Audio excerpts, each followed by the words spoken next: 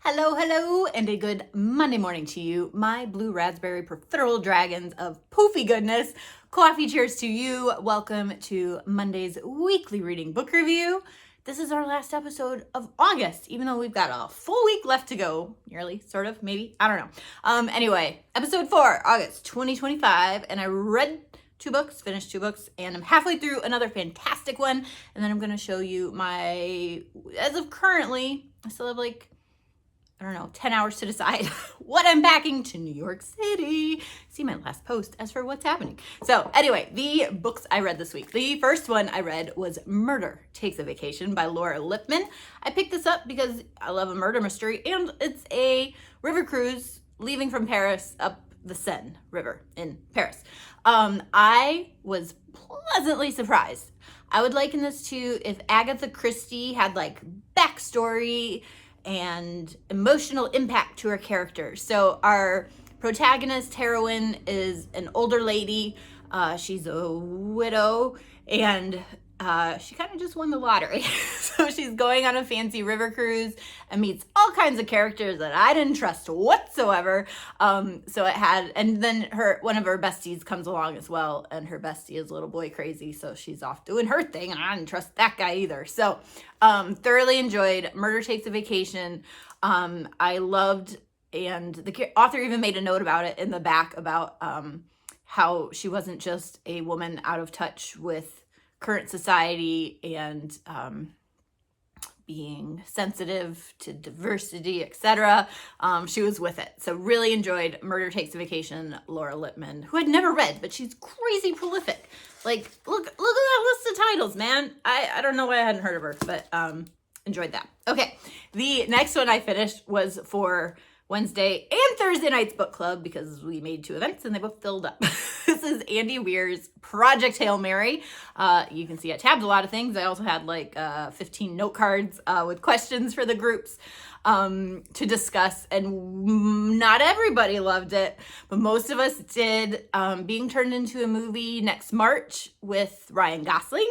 But it was really interesting because everyone heard a different narrator in their head, kind of dry and quirky. He's a middle school science teacher, and I won't go into all the things, but read the book before you watch a trailer because spoilers. But it was really, really well written. There is sciencey stuff, but you can kind of skim through it, or it explained it really well on a middle school teacher level to you because he's our narrator. And also was really great, authors pay attention, he did this back and forth as he's figuring out why he's in space, other things, no spoilers, but you keep getting curiosity clues, and they were very leading but not obnoxiously so, and so you were just tearing through this almost 500-page book because you had to know. So it was funny, and it was adventurous, page-turny, and really well written. That's harder to say than I thought. Anyway, at least on a Monday morning. Okay, so Andy Weir, Project Hail Mary. I'm going to loan it to my dad. I would loan it to my husband, but he probably won't read it because he doesn't read fiction, and yet I married him. What a world. Anyway, so thoroughly enjoyed Project Hail Mary. Yay! Okay, currently reading and halfway through. You can't see my bookmark, but it's right there. There it is. Okay, shiny gold edges. This stunner of a book. This is Elizabeth Lynn's A Forgery of Fate. Came out, I believe, in May. Maybe it was July. Might have been July. I don't know. What is time? Anyway, something else that's talked about in Project Hail Mary, because relativity, anyway, still blows my mind. Anyway, A Forgery of Fate. I friggin' love this book. I love Elizabeth Lynn's book. This is her new one. Also, I mean, that cover, come on, it's beautiful. And those gold, shiny, beautiful edges. I love it. So she's an art forger, poor family, and things happen, and dragon prince, and a fake marriage. I mean, a real marriage to help him break a curse against the Dragon King underwater, because, Asian dragons underwater. And it's amazing. So it's kind of Beauty and the Beast. It's kind of art heist, art forger, and it's Asian mythology, and I love it. It's so, again, for fantasy, I struggle, but this is so easy to read for fantasy. So it's magical and wondrous, but without the cross-eyed names or how the magic works or world building. It's just like you can jump right in and be in it, and I love it.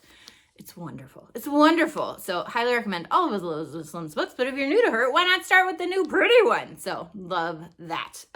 This is also, I pre-ordered it from Books of Wonder because that's what I do. And I just wanted to show you the signed page, which is in here. I promise. I'm finding it right now. Also, book map, if that's your vibe. So look, see, it's personalized, and she signed it. And when in her autograph stamp in Chinese, and then when she does new books, she stamps it with a new book. Anyway, I love it. I love it. It's so pretty. It's so pretty. So loving that. I don't know how to pack it with me because it's hardcover. So we'll see if I can get to bed early enough and pack on time. Yeah, I can't finish it today, but I really want to. So fingers crossed. Okay, packing for this week's very fast trip to New York City. This one I've showed you a few times and still haven't read it. So this is The Secret Starling. Historical fiction, mystery, and you know, there's a ballerina, so it looks like it's set in a theater, and I love it. Orphan Island, because next month, some of you know, maybe you know, I don't know. I know my crayon box knows, but I do talk a lot. So I'm headed to Highlights Foundation. So excited for middle grade week, and both Aaron and Trotta Kelly, hero of my heart, and Laurel Snyder will be there, and so I need to read this book and then have Laurel sign it when I'm in there. Packing Murakami's Colorless I can't read that backwards. I had not enough coffee yet. TSUKURU TAZAKI, because I just haven't read that one yet, and started it once in bed and then fell asleep. And this one, just to see if maybe it's a good pick for October, not too spooky gross read for book club, but I keep seeing it. Somebody brought it as a recommendation. I said, hold that for October. And I have learned my lesson from recommending books I haven't read yet.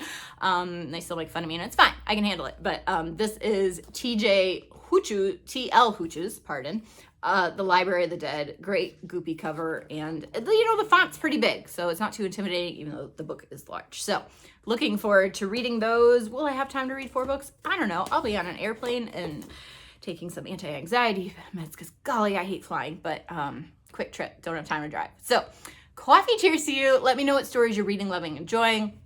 Keeping up with Project Runway, I think, is the only thing I watched this week, and still rewatching Modern Family season 1 because, you know, I love that show, and I am Mitchell Pritchett, and Jesse Tyler Ferguson just happens to be in 12th Night in Central Park, which, you know, I'll be seeing Wednesday night, so no big deal. So anyway, love you guys, and talk at you later. So much coming.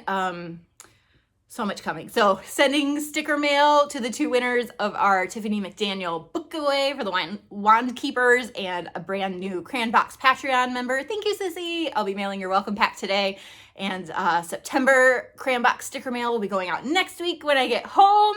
And I'm getting ready for Highlights and a SBWI conference. So brand new portfolio pieces and all of those publishing updates coming to the Crayon Box, because we don't have time for it here. So we're just here to talk about books and stories. Okay, I promise. Okay, I did already eat breakfast, but I do need more coffee. So I'm going to go work on that, and I will talk at you guys later. Okay, stay tuned for all the travel adventures, bookstores, coffee shops, theater things, etc. Okay.